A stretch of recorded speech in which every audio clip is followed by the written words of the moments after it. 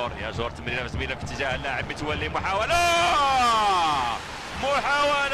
والهدف. الهدف الأول لفائدة فريق الرجاء البيضاوي في الدقيقة 44.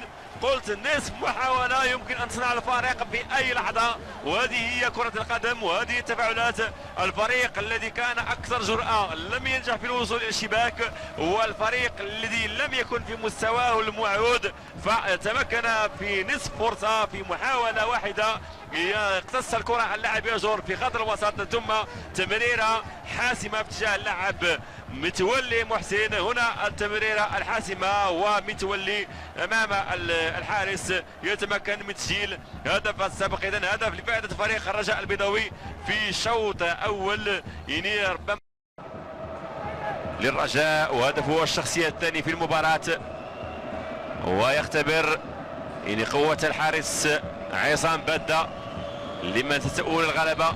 نتابع الانطلاق والهدف الثاني، الهدف الثاني لفائدة الرجاء، هدف